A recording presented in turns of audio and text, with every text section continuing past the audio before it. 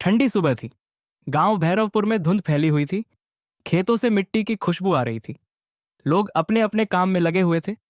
उसी गांव में मोहन नाम का एक साधारण किसान रहता था। उसके पास ज्यादा जमीन नहीं थी, लेकिन दिल बहुत बड़ा था।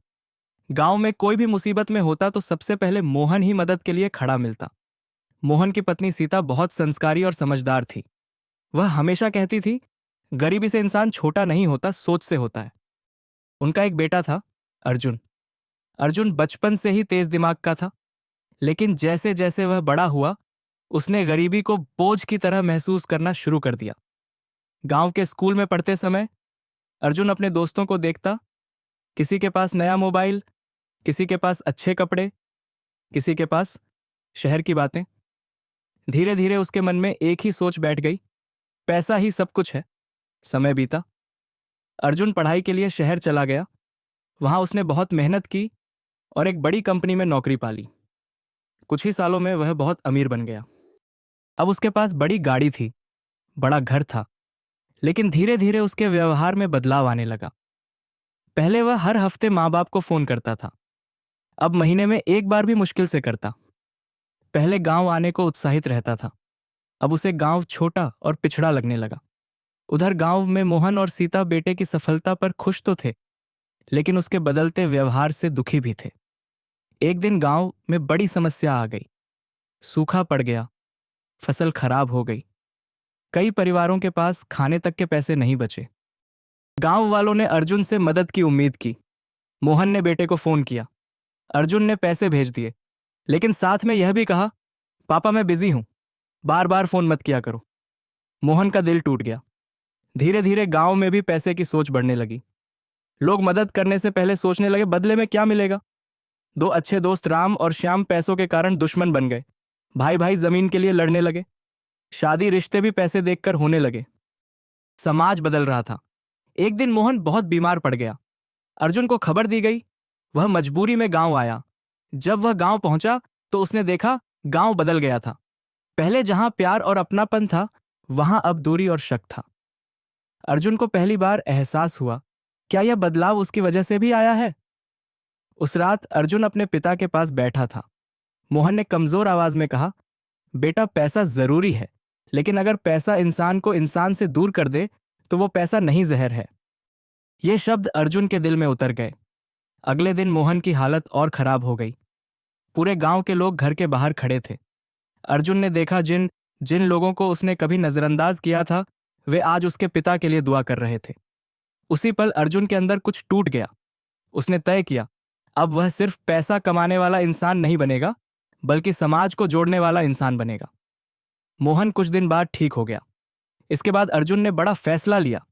उसने गांव में एक सामुदायिक केंद्र बनवाया, जहां बच्चे पढ़ सकें, बुजुर्ग बैठ सकें, लोग मिलकर त्योहार मना सकें। उसने गांव में नियम बनाया, हर त्योहार सब मिलकर मनाएंगे। हर शादी में पूरा गांव शामिल होगा। हर समस्या पहले बातचीत से सुलझाई जाएगी। धीरे धीरे बदलाव शुरू हुआ। लोग फिर से एक दूसरे की मदद करने लगे। अर्जुन ने स्कूल में बच्चों को सिखाना शुरू किया, पैसा कमाओ लेकिन रिश्ते मत खो। उसने गांव में संस्कार दिवस शुरू किया, जहां बच्चों को संस्कृति, परंपरा और रिश्तों की अहमियत सिखाई जाती। समय बीतता गया। गांव फिर से खुशहाल होने लगा, लेकिन इस बार सिर्फ पैसे से नहीं, रिश्तों से। अर्जुन ने अपनी जिंदगी से एक बड़ी सीख ली, पैसा जरूरी है, लेकिन पैसा इंसानियत से बड़ा नहीं हो सकता। संस्कृति हमारी पहचान है, रिश्ते हमारी असली ताकत हैं। शहर में अर्जुन का नाम अब सिर्फ एक अमीर आदमी के रूप में नहीं, बल्कि समाज सुधारने वाले व्यक्ति के रूप में भी लिया जाने लगा था। लेकिन जहां बदलाव होता है, वहां विरोध भी पैदा होता है। गांव के कुछ बड़े जमींदार और साहूकार अर्जुन के काम से खुश नहीं थे। पहले गांव वाले उनसे कर्ज लेते थे, उनकी बात मानते थे।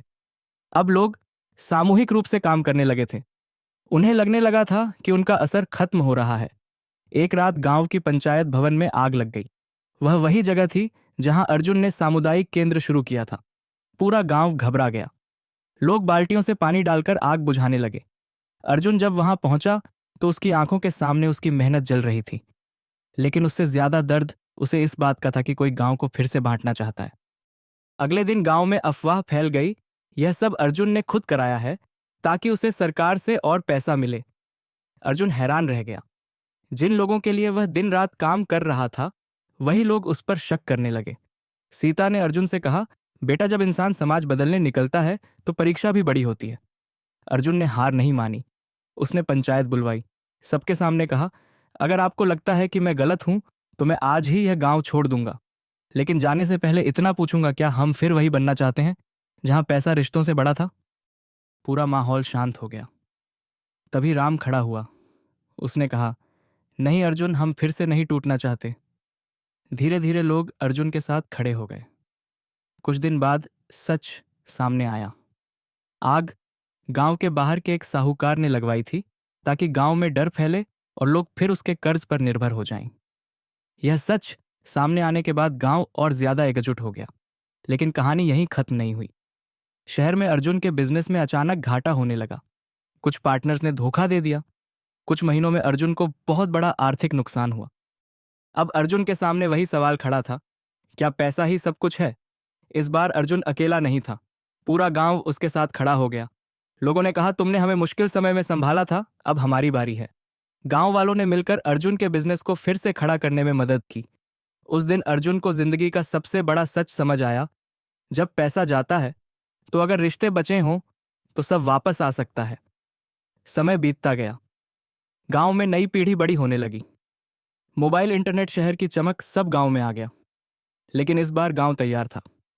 स्कूल में बच्चों को पढ़ाया जाता, पैसा कमाना जरूरी है, लेकिन इंसान बने रहना उससे भी जरूरी है। अपनी संस्कृति और परंपरा को कभी मत छोड़ो। त्योहार सिर्फ छुट्टी नहीं, रिश्ते जोड़ने का मौका होते हैं। हर साल गांव में संस्कृति महोत्सव मनाया जाने लगा। बच्चे अपने बुजुर्गों से पुरानी कहानियां सीखते। लोग मिलकर लोकगीत गाते। सब मिलकर खाना खाते। अर्जुन अब समझ चुका था, समाज को बचाने के लिए सिर्फ कानून नहीं, संस्कार चाहिए। एक दिन अर्जुन अपने बूढ़े पिता मोहन के साथ खेत में बैठा था। मोहन ने कहा, बेटा, याद रखना, पैसा हाथ का मेहमान है, लेकिन रिश्ते दिल के घर में रहते हैं। अर्जुन मुस्कुराया। उसे पता था अब वह सच में अमीर है, क्योंकि उसके पास पैसा भी था और पूरा समाज भी। और भैरवपुर गांव एक मिसाल बन चुका था, जहां पैसा इंसान के लिए था, इंसान पैसे के लिए नहीं। समय आगे बढ़ रहा था, लेकिन बदलाव की असली परीक्षा अभी बाकी थी। भैरवपुर अब विकास की राह पर था। पक्की सड़कें बन चुकी थीं। स्कूल में कंप्यूटर आ गए थे। गांव के कई बच्चे शहर जाकर पढ़ने लगे थे। लेकिन साथ ही एक नया बदलाव धीरे धीरे समाज में घुस रहा था, तुलना और दिखावे का। नई पीढ़ी के कुछ युवा अब गांव की पुरानी परंपराओं को पुराना फैशन कहने लगे थे। त्योहारों में शामिल होने की जगह वे मोबाइल और सोशल मीडिया में ज्यादा समय देने लगे थे। बुजुर्गों को यह बदलाव चुभ रहा था, लेकिन वे चुप थे। अर्जुन यह सब देख रहा था। उसे महसूस हो रहा था कि पैसा और आधुनिकता जरूरी है, लेकिन अगर संतुलन नहीं रखा गया तो समाज फिर टूट सकता है। इसी बीच गांव में एक बड़ी घटना हुई। गांव के सबसे सम्मानित बुजुर्ग दादाजी हरिनारायण अचानक बीमार पड़ गए। पूरे गांव में चिंता फैल गई। पहले जब भी कोई बीमार होता था, पूरा गांव घर के बाहर बैठ जाता था। लेकिन इस बार सिर्फ कुछ ही लोग आए। यह देखकर अर्जुन का दिल बैठ गया। उसने उसी शाम पूरे गांव की बैठक बुलाई। बैठक में उसने कुछ नहीं कहा। उसने बस दादाजी की पुरानी तस्वीर दिखाई, जिसमें पूरा गांव उनके साथ त्योहार मना रहा था। फिर उसने धीरे से पूछा, क्या हम इतने व्यस्त हो गए हैं कि अपने लोगों के लिए समय नहीं निकाल सकते? पूरा माहौल शांत हो गया। एक युवक खड़ा हुआ। उसने कहा, हम गलत रास्ते पर जा रहे हैं, लेकिन हमें समझ नहीं आ रहा था। उस दिन से गांव में एक नया नियम बना, हर परिवार महीने में कम से कम एक दिन समाज सेवा करेगा। सेवा, हर बच्चा महीने में एक दिन बुजुर्गों के साथ समय बिताएगा। धीरे धीरे माहौल बदलने लगा। लेकिन तभी एक और बड़ा संकट आया। शहर की एक बड़ी कंपनी गांव की जमीन खरीदना चाहती थी। बदले में बहुत बड़ा पैसा देने का ऑफर था। कई लोग तैयार हो गए। उन्हें लगा अब जिंदगी सेट हो जाएगी। लेकिन कुछ लोग डर रहे थे, अगर जमीन चली गई तो गांव की पहचान खत्म हो जाएगी। गांव दो हिस्सों में बंटने लगा। अर्जुन के सामने सबसे बड़ा फैसला था। अगर जमीन बिकती तो पैसा आता, लेकिन संस्कृति और परंपरा खत्म हो सकती थी। कई रातों तक अर्जुन सो नहीं पाया। फिर उसने फैसला किया, वह गांव के लोगों को मजबूर नहीं करेगा, वह उन्हें सच बताएगा। उसने गांव के बच्चों से कहा, अगर जमीन बिक गई तो शायद तुम्हें पैसे मिल जाएं, लेकिन क्या तुम्हें अपनी मिट्टी की खुशबू वापस मिल पाएगी? यह बात बच्चों के दिल में उतर गई। बच्चों ने अपने माता पिता को समझाया। आखिरकार गांव ने फैसला लिया, जमीन नहीं बिकेगी, गांव खुद विकास करेगा। यह फैसला आसान नहीं था, लेकिन यह गांव की आत्मा बचाने वाला फैसला था। समय बीता। भैरवपुर अब एक उदाहरण बन चुका था, जहां आधुनिकता भी थी और संस्कृति भी, जहां पैसा भी था और रिश्तों की गर्माहट भी। अर्जुन अब बूढ़ा होने लगा था, लेकिन उसका दिल संतुष्ट था। एक दिन उसने गांव के स्कूल में बच्चों से कहा, पैसा कमाओ, जरूर कमाओ, लेकिन इतना भी मत कमाओ कि माँ बाप से बात करने का समय ना बचे, दोस्त से मिलने का समय ना बचे, समाज के लिए सोचने का समय ना बचे, बच्चे चुपचाप सुनते रहे। उस दिन भैरवपुर की नई पीढ़ी ने समझ लिया, असली अमीरी बैंक बैलेंस में नहीं, रिश्तों में होती है। और गांव में फिर से वही पुरानी आवाजें गूंजने लगीं, हंसी की, त्योहारों की और अपनापन की।